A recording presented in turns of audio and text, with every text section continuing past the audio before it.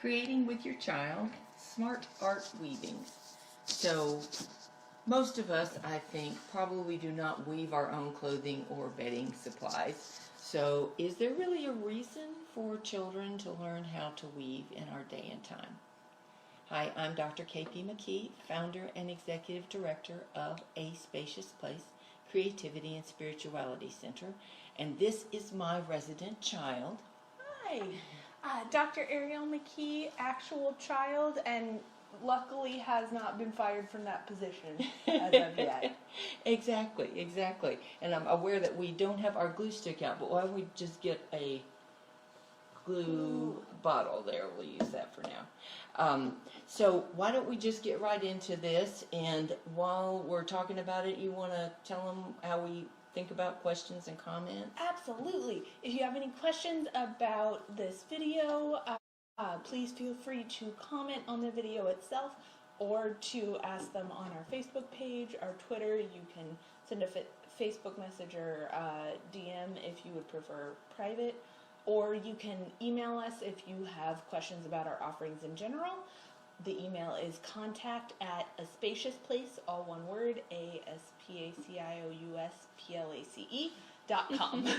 Well done. Thank you. I got partway through it and was like, oh, I've forgotten how to spell.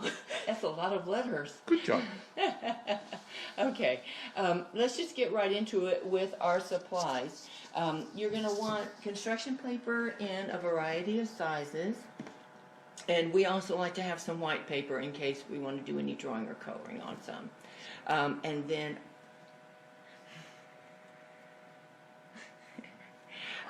also a ruler, a pencil, a pair of scissors, and then a glue stick or a bottle of glue. This is just to save your hard work that you have done. And then for the next phase, you are going to want some yarn and your scissors again. Corrugated cardboard for this, and you can also use corrugated cardboard for this, depends on what you want to do.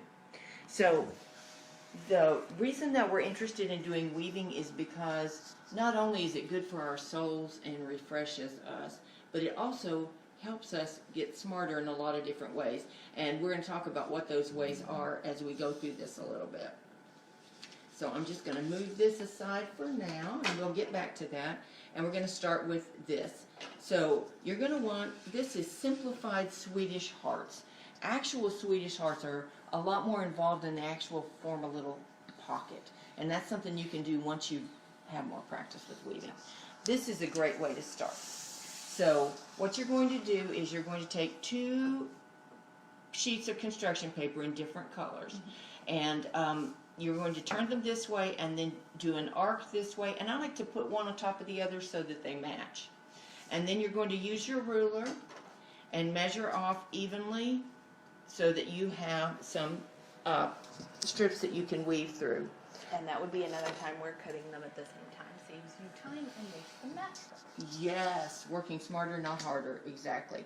So after you've drawn the lines, then you cut them with your scissors, and depending on the age of your child could help you do this, and that obviously is a way to learn some math skills with measurements and the use of a ruler. Then you, and I like to say it looks like those creatures from Pac-Man. Or the ones from Sesame Street. Yes, those guys. Okay, so you're going to lay it across here like this.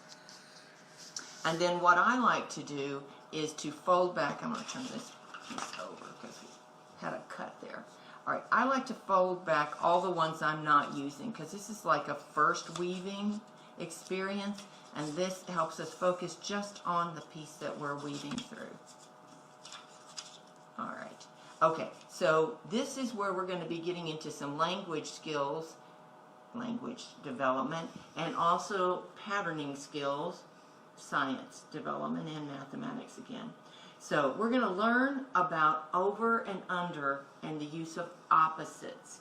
All right, so we're going to learn the word opposite, and we're going to actually embody the word opposite as we weave. So this is going to be the piece that we're going to work with. This starts out over this other piece and under this piece. Over this piece and under this piece. over this piece, and under this piece. So we have now looked at under and over as opposites. And we can also talk to our children about what are some other words that are opposites. In and out, up and down. Day and night. Day and night. Yeah, what are some opposites that you can think of? And you all can talk about that as you weave together. Now we're going to look at the word alternating, which is another way to kind of talk about opposites, because we're going to alternate here. So where we have gone over here, we're going to go under here. So we can lift this up and do just the opposite. And usually children will, by this point in time, start saying, this looks like a checkerboard. And that's exactly what we're going for. And the nice thing about weaving paper is if you make a mistake, you just take it out and go right back to it.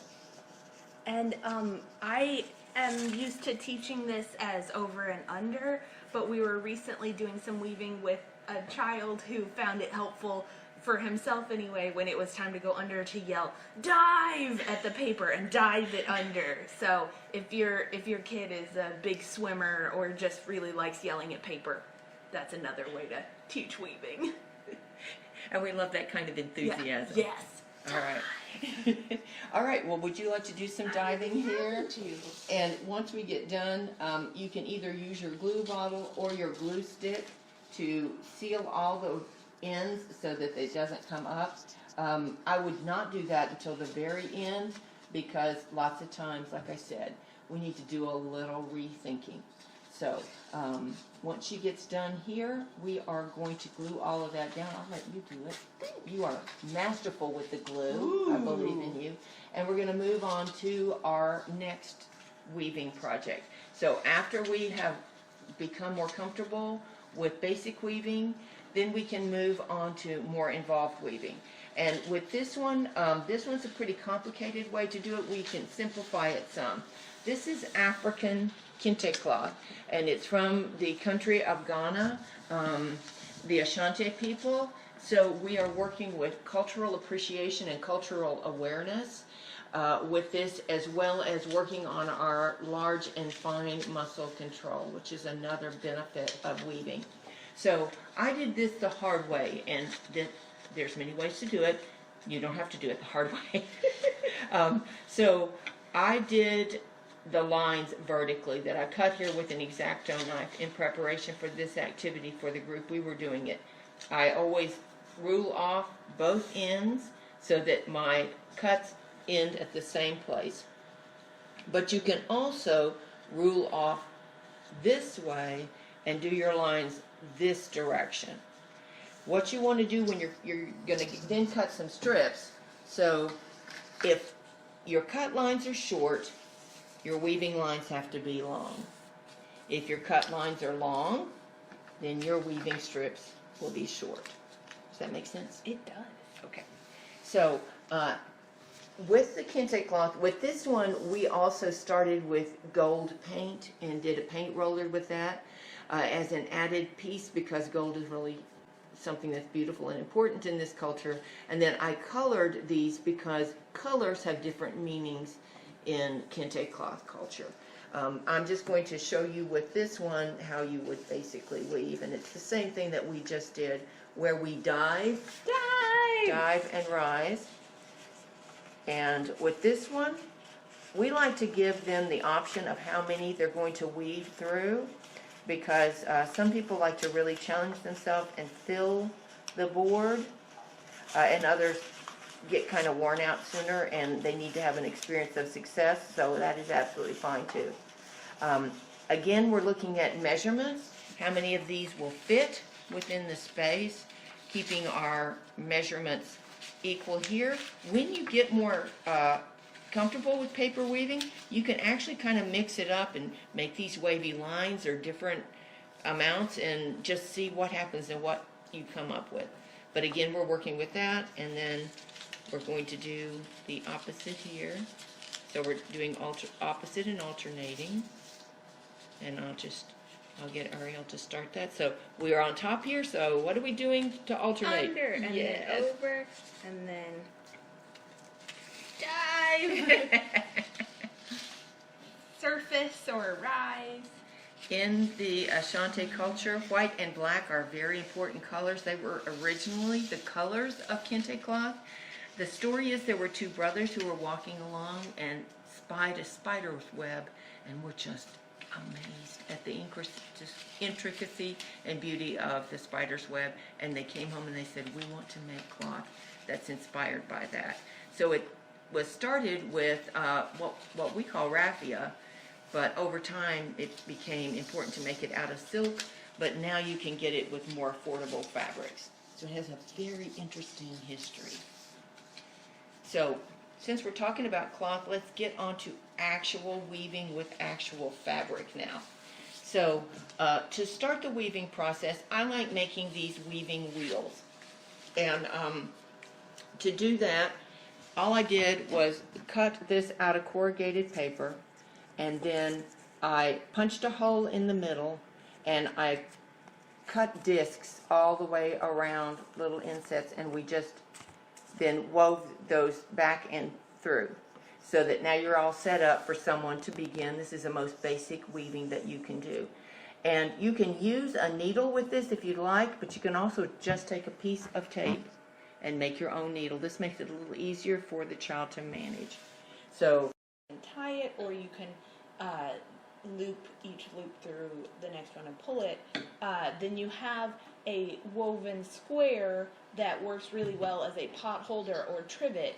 So you can put your kids to work making you kitchen supplies that maybe they'd even want to use. You could get them to cook for you as well. Certainly save a few bucks in getting the various pot holders and what have you. That's exactly right. I promise I don't actually do this, but We'll it have is to- kind of cool to feel proud to see your stuff in the kitchen. Yeah, and I will take a photo of some that have been completed on this loom so that you all can see what they look like, and we'll post that up later. So I just wanted to show you quickly. So you want to stop with this here so they have some room, and we will tie that off later. And all they do with this loom is they're going to go under, so we're doing alternating again. And then they come back where they started. And you want to not go right down here to the bottom because we tie on the ends. And we will show you finished products, but this would take way too long for a Facebook Live to do all of this. So As thrilling as we are. yes, this is fascinating. So that will give you an idea of how that one works as well. And I will just pass it over here. And so if you found this helpful, we hope that you will like us on Facebook. And you want to talk a little bit about that? I'm focused. Yes, so if you will like us on Facebook, you can also watch this again on Facebook or on our YouTube channel. And you can find all of these on our website, which is a Spacious Place, all one word, .com. You can also follow us on Twitter and Instagram. Yeah. So we are going to be taking a bit of a break because we have our camp coming up in a couple of weeks. And lots of family things going on. We are relocating this one to North Carolina. So we will be back on August 25th with another series. So we hope you will stay with us, and we'll keep you posted on how that goes. So I just wanted to get that started so you could see what that looks like. And we'd love to hear from you. If you have any things you would like us to address, please let us know, and we'll be happy to do it. So I am going to close this series out, and this is the last in this series, with another prayer from a child. Oh, I also wanted to show you this. So the folks we work with like sparkles. So this is a very sparkly one, and we actually had people use it. And if you wanted to get actual needles for this, you can get these plastic needles that are safer for children.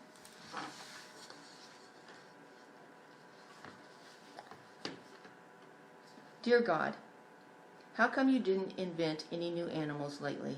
We still have just all the old ones. Johnny.